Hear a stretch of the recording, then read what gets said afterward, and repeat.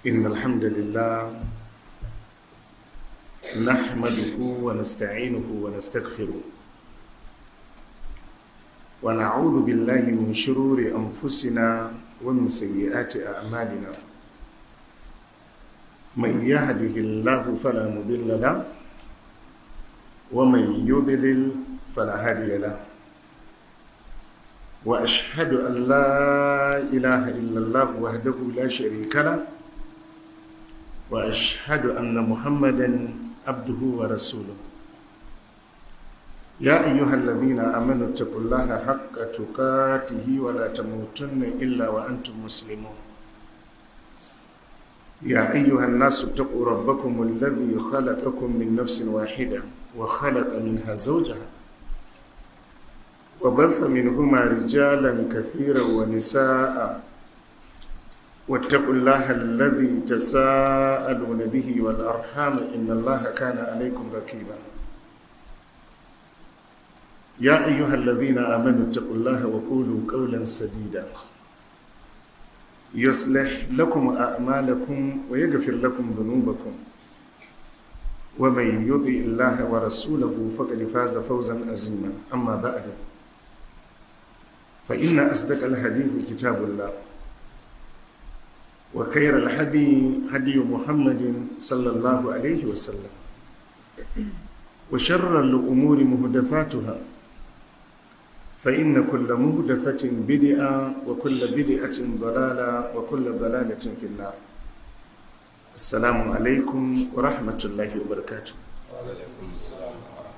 muna ƙara godiya ma Allah subhanahu wa ta'ala, wadda a cikin falalarsa da rahamarsa ya sake jan kwanakinmu zuwa kuma cikin wannan wata na Ramadan, wata mai albarka. Muna roƙon Allah ya datar da mu da duk alkhairan da ke cikin wannan wata. Laifuffukanmu Allah ya yafe mana, Allah ya karbi ayyukanmu, ya sanya mana cikin mizanin ayyukan alkhairanmu da za mu amfana ranar alkiyama. Yau 1 ga watan Ramadan, hijirar annabi sallallahu alaihi wa alihi wa sallam tana 1446, wadda kuma 1 ga watan uku miladiya 2025. To insha Allah yau za mu fara gabatar da dukkan darussanmu na tafsirin alkur'ani. Darasinmu na wannan masallaci namu mai albarka S19 za mu karanta suratul hujurat. Suratul hujurat, waɗansu daga cikin malamai suna ce mata suratul akhlaq, sura da take karantas da nagartattun ɗabi'u da ya kamata kowane musulmi mu'mini ya siffanta da su. Yana daga cikin manyan darussa da suratul hujurat take karantaswa shine ladubba.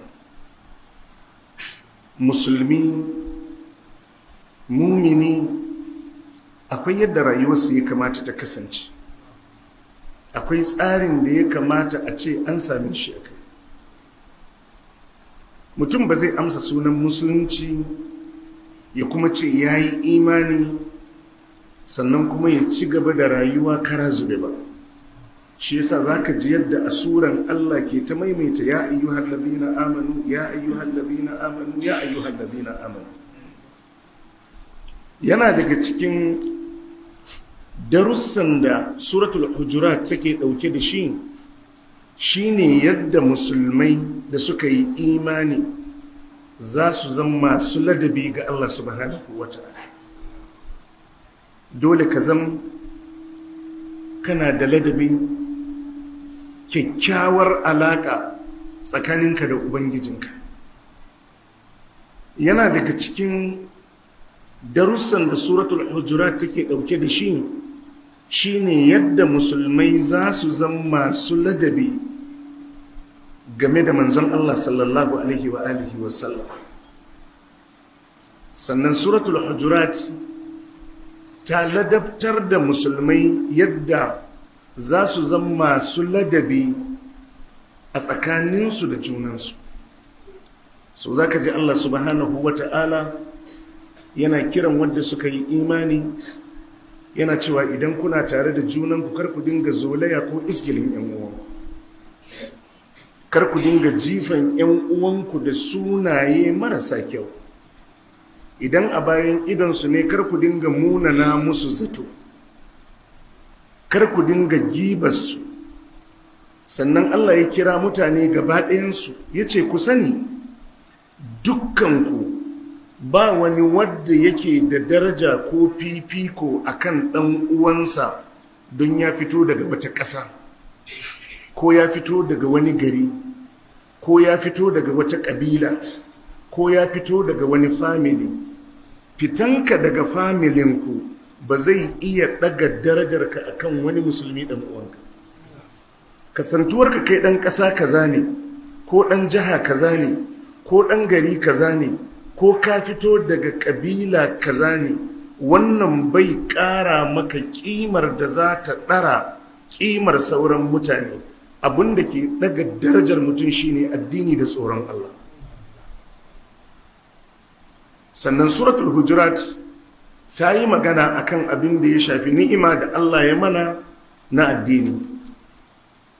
Wannan addini da Allah ya maka gamdakatar ka same ka a kan shi, wallahi duk ni'imomin da za ka ɗaga ido ka kalla a rayuwa ba ni'imar da ta kai shi. Wannan alaƙoƙi masu gir da kake gani muke ta yi mu je mu dawo, wallahi in ba don musulunci ba Allah kaɗai ya san da kana ina ni ina.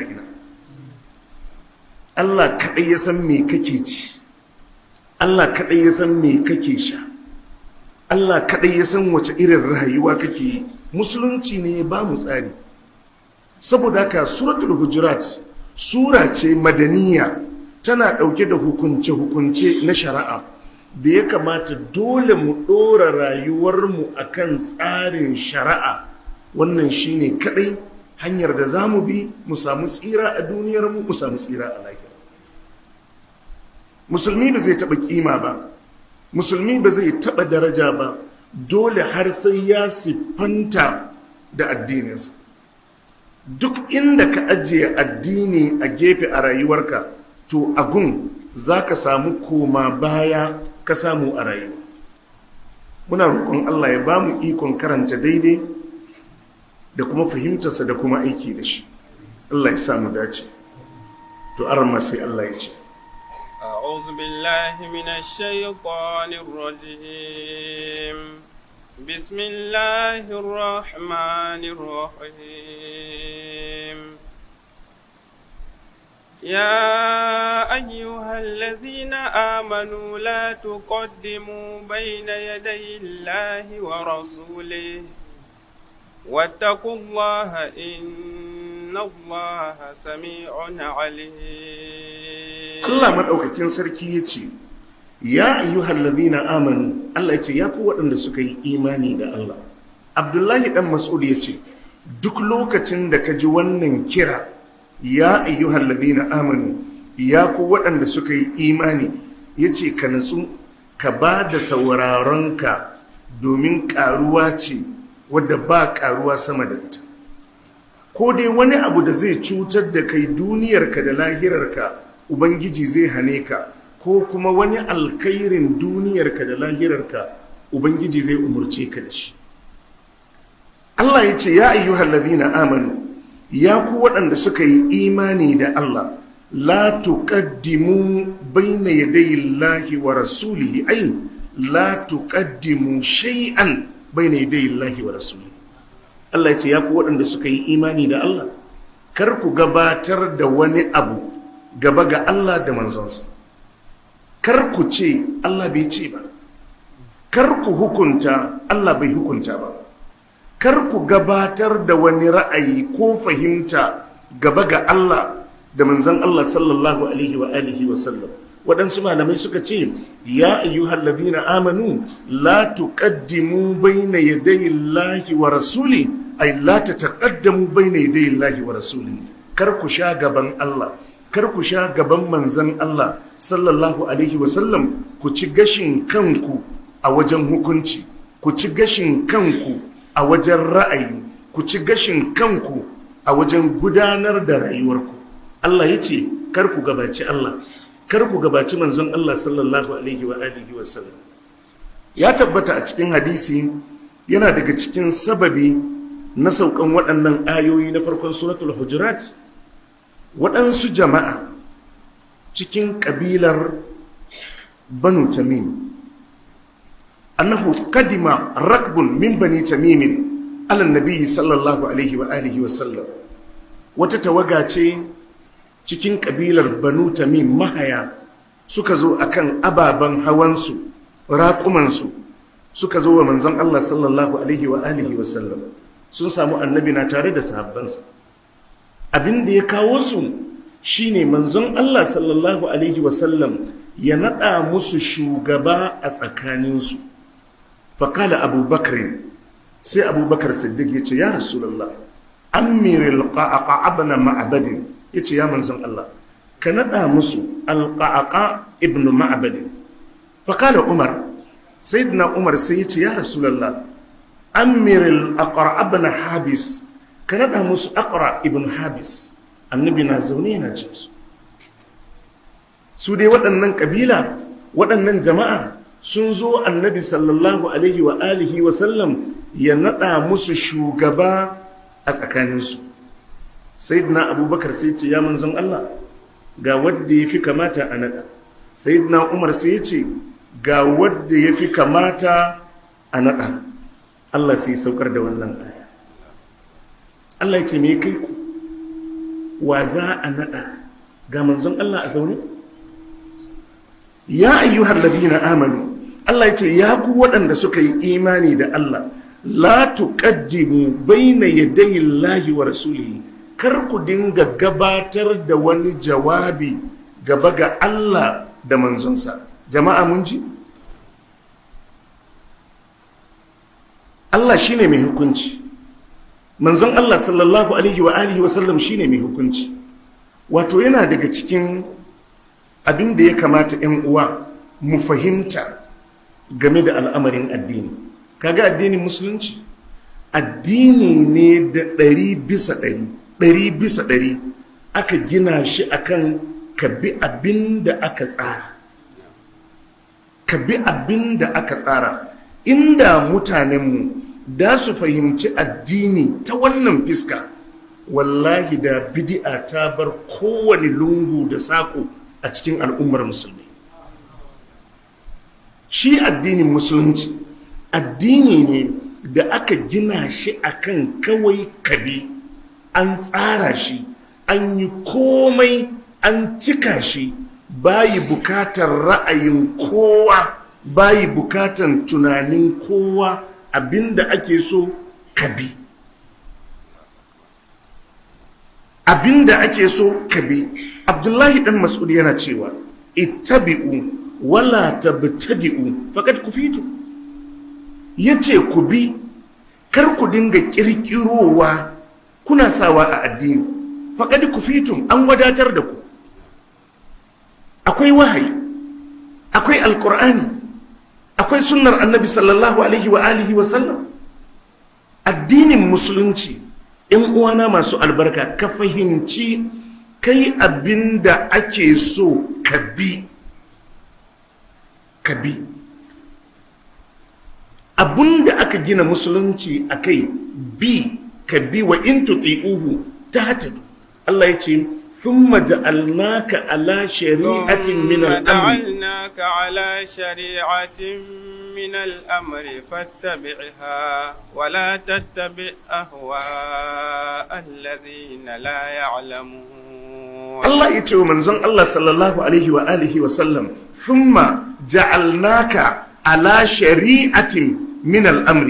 الله يتوى سنن سيمك دوراك أكن شرع دمك tsara daga wajenmu. Allah sai ya ce mishi fattabi'iha. Allah ya ce annabi ka bita,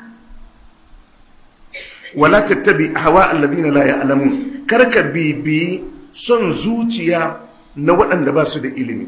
thumma ja'alnaka ala shari'atin, Allah ce mun dora ka ne akan doron wata shari'a. Allah sai ce mishi fattabi'iha kabita. Akan haka aka gina musulunci. Idan mutum na da wayewa na addini kuma ya fahimci addini akan haka, wallahi babu dama a zo mishi da wani kirkirarren abu a sa mishi a addini kuma ya karba. Addini bi ake yi. Kuma bari in gaya muku wani abu, kaga musulunci ko annabawa da Allah ya aiko su, Allah bai ba su lasisin su ma su kirkiri nasu su sa a addini ba. Yawwa, shi annabi da zai zo da shari'ar, shi aka ma wahayin shari'ar, shi ne manzon al'ummarsa. Shi kansa ba shi da lasisin da zai ɗauko nashi na cin gashin kansa ya saka a addini ya ce wa mutane abu kaza ya dace kawai ku yi. Ba zai yiwu ba, dole sai yana daga cikin abin da aka shar'anta. Jama'a mun fahimta? Allah subhanahu wa ta'ala yake cewa wa idza tutula alaihim ayatuna bayyinatin qala alladhina la yarjuna liqa'an ati bi qur'anin ghayri hadha aw baddil qul ma yakunu li an ubaddilahu min tilqa'i nafsi إن أتبع إلا ما يوحى إلي إني أخاف إن عصيت ربي عذاب يوم عظيم. الله يتي وإذا تتلى عليهم آياتنا بينات. الله يتي إذن أكا كرنتا مسو آيوهم بيننن قال الذين لا يرجون لقاءنا. الله يتي وأن دباس فاتر قموادم، ba su tsoron azabar lahira, ba su fatan rahamar Allah a ranar alkiyama, sai su ce iti bi ƙur'anin gairi hada, ka zo mana da wani alƙur'ani ba wannan ba, wannan kan ba za mu yarda da shi ba, don an soki ababen bautanmu a cikinsa, an aibata ababen bautanmu a cikinsa. Iti bi ƙur'anin gairi haza au baddilhu, ko kuma a canza a ɗanyi gyare-gyare a cikinsa. Ƙul Allah ya ce ka ce musu ma yakunu li an ubaddilahu min tilqa'i nafsi, yace ka gaya musu ba zai yiwu ba na gyara alqur'ani ko na canza shi akan cin gashin kaina da kai. Allah ya ce manzon Allah sallallahu alaihi wasallam ka gaya musu ma yakunu li, ba zai yiwu ba gare ni an ubaddilahu, na canza wani abu ya muku daɗi ko bai muku daɗi ba, min tilqa'i nafsi, akan cin gashin kaina in canza shi, ba zai yiwu ba. In attabi'u illa ma yuha ilayya, ba abinda nake bi sai abinda aka mun wahayinsa. Shi yasa zaka yi ta ganin su a Qur'ani, in attabi'u illa ma yuha ilayya, ba abinda nake bi. Duk annabi ko manzo idan ya zo yakan gaya wa mutanensa, ni ma fa abinda aka mun wahayi nake bi.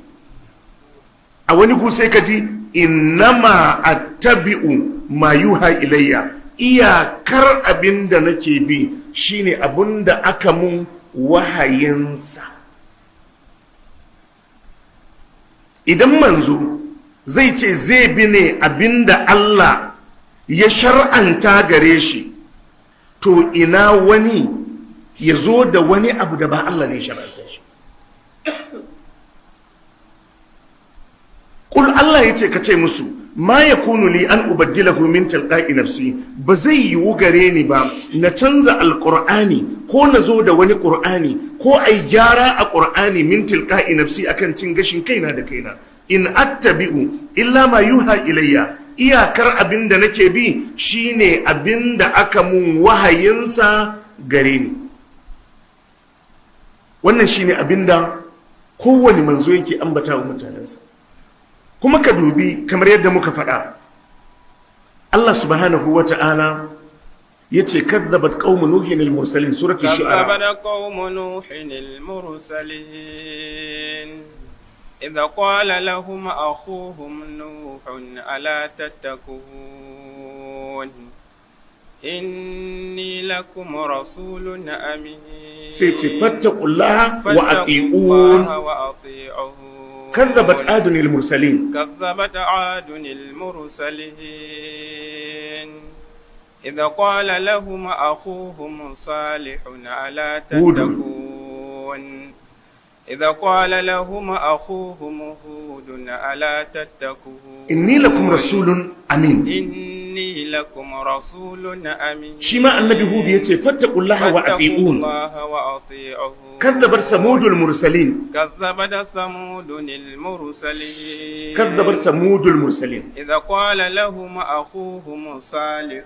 ألا تتقون كذبت ثمود المرسلين نعم كذبت ثمود المرسلين إذ قال لهم أخوهم صالح إذا قال لهم أخوهم صالح ألا تتقون إني لكم رسول أمين إني لكم رسول أمين شما سيتي مسو فاتقوا الله وأطيعون كذبت قوم لوط المرسلين كذبت قوم لوط المرسلين إذا قال لهم أخوهم لوط ألا تتقون إني لكم رسول أمين إني لكم رسول أمين شما سيتي فاتقوا الله وأطيعون فاتقوا الله وأطيعون كذب أصحاب الأيكة المرسلين كذب أصحاب الأيكة المرسلين إذ قال لهم شعيب ألا إذا تتقون قال لهم شعيب ألا تتقون إني لكم رسول أمين إني لكم رسول أمين شما يتي فاتقوا الله وأطيعون فاتقوا الله وأطيعون matsalar musulunci matsala ce ta bi in za ka bi ka bi in ba za ka bi ba ka tafi amma ba ka da lasisi na shigo da wani abu cikin addini matsala ce ta ka bi ka bi ka bi Allah ya ce kul in kuntum tuhibbuna Allah fattabi'uni تحبون الله فاتبعوني يحببكم الله ويغفر لكم ذنوبكم Allah ya ce kul ka ce musu in kuntum tuhibbuna Allah in har da gaske kuna son Allah fattabi'uni ku bi ni magana ce ta kawai shari'ar tana ajiye kawai ka bi shari'ar tana tsare addinin cikakken addini ne bayi da tawaya yaya da a shiga bayan gida yana nan yaya da a fita a bayan gida yana nan in an shiga bayan gida yaya da a tsuguna yana nan in za a yi tsarki yaya za a yi yana nan in za a shiga masallaci yaya za a yi yana nan in an shiga mai da a fara yi yana nan in an zo komai yana nan abinda ake bukata kawai ka bi abinda ake bukata matsalar addini matsala ce ta ka bi abinda aka shar'anta maka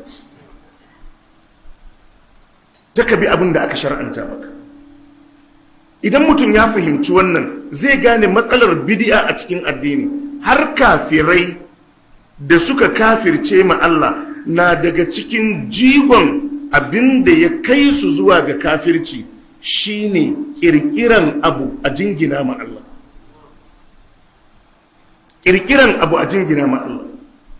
Allah ya ce wa idza fa'alu fahishatan قالوا وجدنا عليها آباءنا والله أمرنا بها قالوا وجدنا عليها آباءنا والله أمرنا بها قل إن الله لا يأمر بالفحشاء إن الله لا يأمر بالفحشاء أتقولون على الله ما لا تعلمون الله يقول وإذا فعلوا فاحشة إذا سك أيكة وتألفاشا وتكتوبرا sai su ce wajadana alaiha aba'ana kalu sai su ce wajadana alaiha aba'ana mun samu iyayenmu ne haka suke yi mun samu iyayenmu ne akan haka wallahu amarna biha kaji inda matsalan ta zo suka ce kuma Allah ne ya umurce mu suka ce Allah ne ya umurce mu kul Allah yace ka gaya musu inna Allah la ya'muru bil fahsha Allah baya umurni da alfasha sai Allah ya ce ataquluna alallahi ma la ta'lamun yanzu kwa dinga faɗin magana ku kirkiri magana ku jingina ma Allah abinda ba ku da ilimi akai. Za ku dinga kirkirar magana kuna jingina ta zuwa ga Allah da ma kun tsaya akan wajadna alaiha aba ana iyayenmu muka samu akai. Kaga gargajiya zalla. Amma cewa wallahu amarana biha, Allah shine ya umurce mu da ita. Allah ya ce ka gaya musu inna Allah la ya'muru bil fasha. Allah baya umurni da alfasha. Ataquluna ala Allahi ma la ta'lamun, yanzu kwa dinga kirkiran magana kuna jingina ma Allah abinda ba ku da ilimi akai. Can ina jin suratul ma'ida ne, ma ja'ala Allahu min bahiratin wala sa'ibatin wala wasilatin wala hamil ولا سائبة ولا وصيلة ولا حام ولكن الذين كفروا يفترون على الله الكذب وأكثرهم لا يعقلون. dabbobi suka ware, akwai bahira, akwai sa'iba, akwai wasila, akwai ham. Wannan taguwar raƙumar idan ta haifi kamar 'ya'ya 5, to sai a ce to daga kan 5 ɗin nan yanzu an haramta ko wani abu ya faru za a yanka ta, mata ba za su ci naman ba, maza ne kawai da su ci. Nononta kuma idan an tatse, nonon kuma na gumaka ne, ita kuma raƙuma kaza idan ta yi kaza ta kaza ne, ita kuma kaza in ta yi kaza ta kaza ne. Duka suka ce Allah ne ya tsara ai haka. Allah ya ce ma ja'ala Allahu min bahiratin wala sa'ibatin wala wasilatin wala hamin. Allah ya ce ƙarya ne, ba wata wasila, ba wata bahira, ba wata sa'iba, ba wata wasila, ba wani ham da wai Allah ya tsara waɗannan abubuwan a kansu. Kawai in za a zalunci jama'a a hana su cin nama, za a zalunce su. ما جعل الله من بهيرة ولا سائبة ولا وسيلة ولا هام ولكن الذين كفروا يفترون على الله الكذب.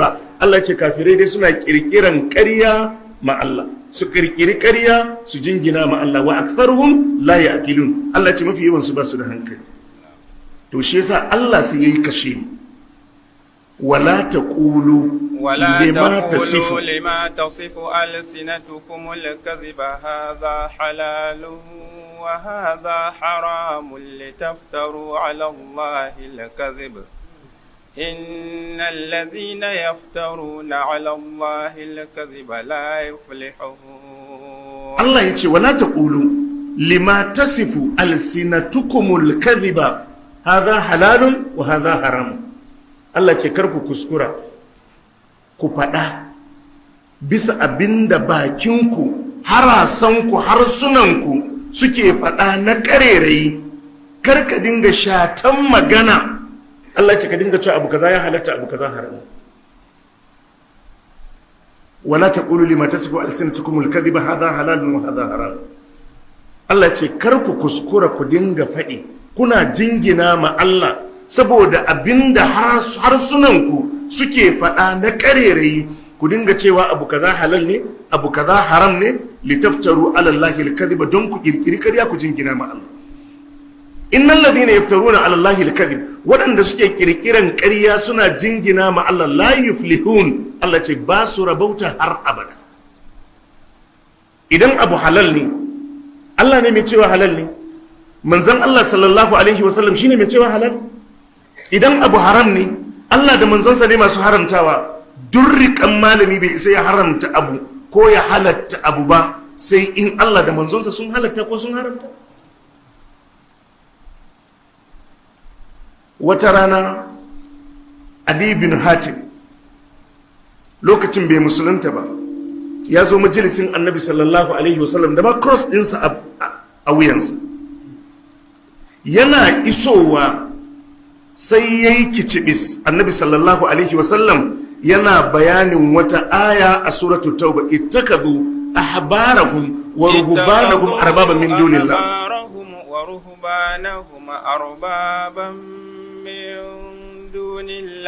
والمسيح ابن مريم وما أمروا إلا ليعبدوا إلها واحدا لا إله إلا هو سبحانه عما يشركون. a cikin ayar Allah yake cewa ittakazu ahbarahum wa ruhbanahum arbaban min dunillah. Yahudu da Nasara sun riki malamansu da masu bautansu ubannin giji koma bayan Allah. Wal masiha ibn Maryam sun riki almasihu danna na Maryama a matsayin ubangiji koma bayan Allah.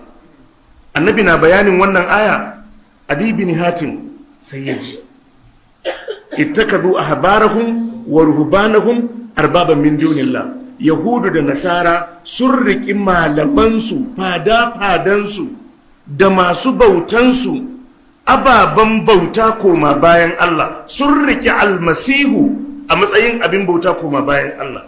Qultu lahu, Adi yace yana ce ma annabi inna lasna na abuduhum, yace ma annabi ba ma bauta musu. Yanzu kan ba gashi keke na wajen ba, yace ma annabi ba ma bauta musu. Sai annabi sallallahu alaihi wasallam ce alaysa yuharrimuna ma ahallallahu fatuharrimunahu wa yuhilluna ma harramahu Allah fatuhillunahu. Annabi yace to bari in tambaye ka, alaysa yuharrimuna ma ahallallahu fatuharrimunahu? Ba sa haramta muku abinda Allah ya halatta muku sai ku biye musu kuma ku haramta? Wa yuhilluna ma harrama Allah, kuma ba sa halatta muku abinda Allah ya haramta muku fatuhillunahu ku bi su kuma ku halatta? Qultu bala, yace ma annabi wannan kan muna yi. Annabi yace fatilka ibadatu, ai bautan kenan. Annabi yace ai bautan kenan, ai me haramtawa me halattawa Allah ne kawai. Saboda idan wani zai halatta ko zai haramta ka bi shi, ai ka bauta mishi, an gama bauta. Saboda ka ba wadda yake da wannan damar na ya hukunta wani abu ko kiyasi da kaga ake yi, ai waɗansu ƙa'idodi ake amfani da su. Idan aka kalli giya da haɗarinta da tambelanta da rikicin da take haɗawa, sai a kalli wiwi, sai a kalli ƙwaya, sai a kalli hodar iblis. Idan aka ga irin waɗannan illoli da suke cikinta, to sai a ciro hukuncinta sai a ɗora musu. Yanzu kaga hukuncin da aka ɗora musu ai hukuncin Allah ne, tunda abinda Allah ya hukunta ne a nan aka ɗauko aka ɗora shi a nan. Ba malami ne zai kalli wiwin shi ya yi hukuncin kansa da kansa. Jama'a muna fahimta?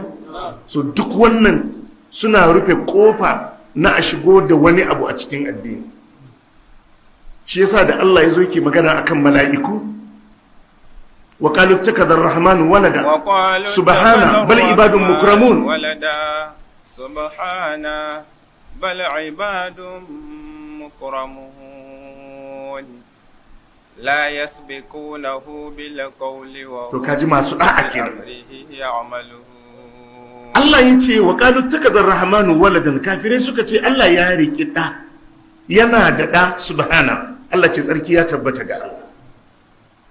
Bal ibadun mukramun, Allah ya ce bari su waɗannan mala'iku da kuke jingina su ma Allah, bayin Allah ne masu daraja wadda aka ɗaukaka darajarsu. Allah sai ya ce la yasbiqunahu bil qawli, ba su gabatan Allah da wani furuci, ba su gabatan Allah da wani aiki. Wa hum bi amrihi ya'malun, kawai umurnin Allah suke aiki da shi. In yace su yi su yi, in yace su bari su bari. To haka ake son mu'mini, haka ake son mu'mini. Abunda Allah ya shar'anta mishi ya wadace shi, abinda Allah ya shar'anta mishi ya wadace shi, bai da bukatar ƙari. Kuma wannan bi da ake cewa mu bi, Annabi sallallahu alaihi wa alihi wasallam ya buga wani misali. Al-Imam al-Bukhari ya fidda hadisin Abu Musa al-Ash'ari. Annabi sallallahu alaihi wasallam ya ce inna mathali wa mathalu ma ba'athani Allah bi. Annabi ya ce misali na da misalin abinda aka aiko ni da shi yanzu annabi sallallahu alaihi wasallam zai ba mu misalinsa a tsakaninmu. Abinda aka aiko shi da shi ba alkur'ani da sunna ba, to zai ba mu misalin alkur'ani da sunna da aka aiko shi da shi zuwa gare mu. Annabi ya ce inna mathali, a wata riwaya innama mathali wa mathalu ma ba'athani Allah bihi, iyakar misali na da misalin abin da aka aiko ni da shi zuwa gare ku. Ka mathali rajulin ata qaumahu, annabi ya ce kamar misalin wani mutum ne da ya zo wa mutanensa.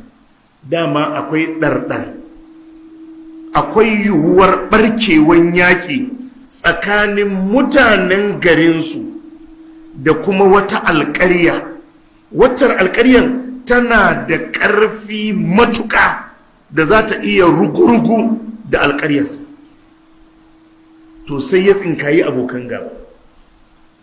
Annabi ya ce to misali na abin da na zo muku da shi, da misalin wahayi da Allah ya bani, kamar mathali rajulin, kamar misalin wani mutum ne ata qauman, a wata riwaya ata qaumahu, ya zo wa mutanensa. Fakala sai ya ce ya qaum, ya ku mutane na, inni ra'aytul jaysha bi ainayya, yace rundunar abokan gaban nan na ganta da idan dunana dinnan guda biyu, na gansu.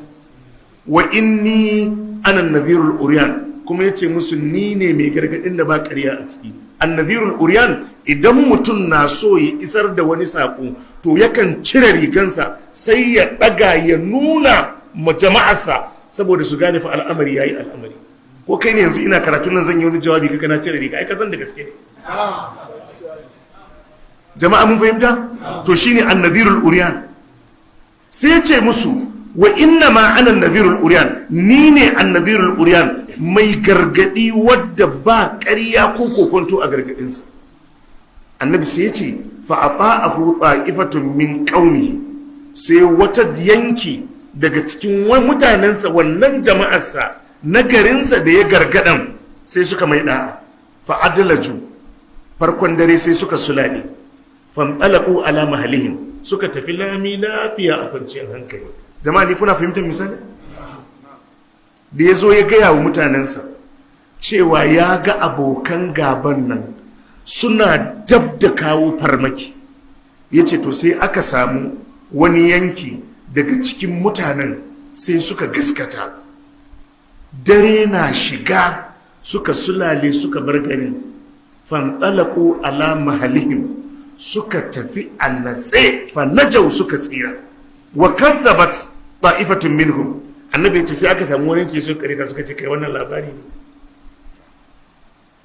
Fa asbahu makanahum, sai suka wayi gari, suka kwana a nan gidajensu inda aka ankarar da su. Fa sabbahumul jaysh, annabi ya ce sai wacce rundunan ta kawo harin asuba, suka yi safako, suka yi asuba a cikin mummunan hari. Fa ahlakahum, suka zo suka halaka su. Wajtahum, suka daidaita su. Annabi sai ce fa zalika masalu man ata'ani, annabi ya ce to wancan na farkon da suka gudun shine misalin wadda suka minni da'a. In nace su zauna su zauna, in manzala ce ka tsuguna, jifa ne yake zuwa. In yace ka bi bagdo kawai, don me shi ana mai wahayi.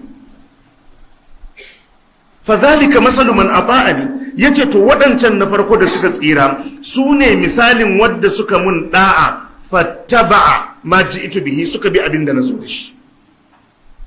Wa mathalu man asani wa kadhaba bima ji'tu bihi min alhaq, nabiyun kuma wadda abokan gaba suka cin musu, su ne misalin waɗannan da suka ƙaryata ni, suka ƙi bin abin da nazo da shi na gaskiya. Idan ka gane wannan misali, ashe zaka gane ba aiki shari'a take bayarwa ba in ta ce aiko a bari, tseratar da kai ake so.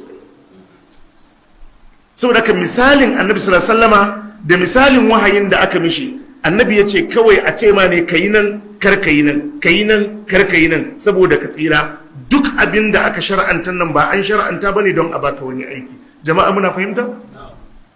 to Allah sai ya ce ya ayyuhal ladina amanu ya ku waɗanda suka yi imani da Allah la tuqaddimu bayna yaday Allahi wa rasulihi kar ku gabatar da wani furuci ko aiki gaba ga Allah da manzon Allah sallallahu alaihi wasallam.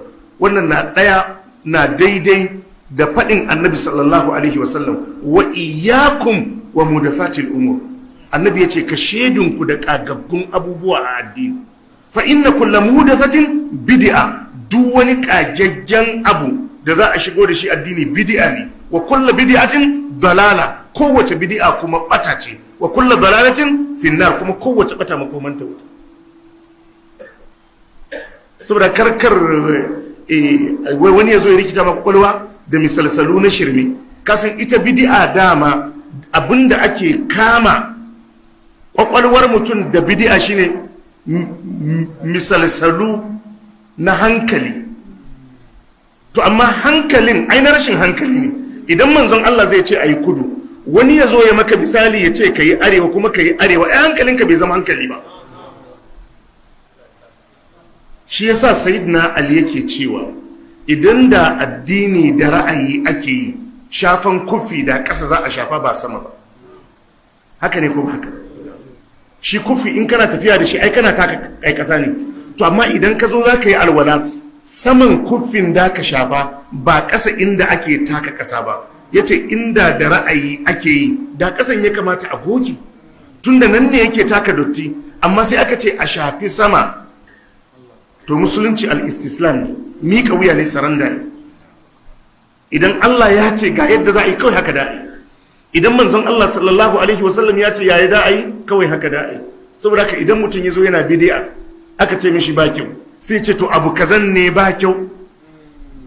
Ai komai da gurbinsa. Ko al'amarin addini ne, komai akwai inda ake sa shi. Kamar a dama kunu ne a zuba gishiri. In kai magana ce to shan gishirin haramun ne? Ba haramun ba ne, amma dai kunun ba zai shawo ba. Idan aka yi kabbaran harama, akwai abin da ake karantawa. Ka zo inda za a karanta Fatiha, ka ce za ka yi tasbihi abun? In an ma magana sai ka ce to tasbihin ne ba kyau? Yana da kyau, amma gun dai ba gunsa ba ne. Idan aka yi ruku'u, abin da ake faɗa daban da abin da ake faɗa a sujuda.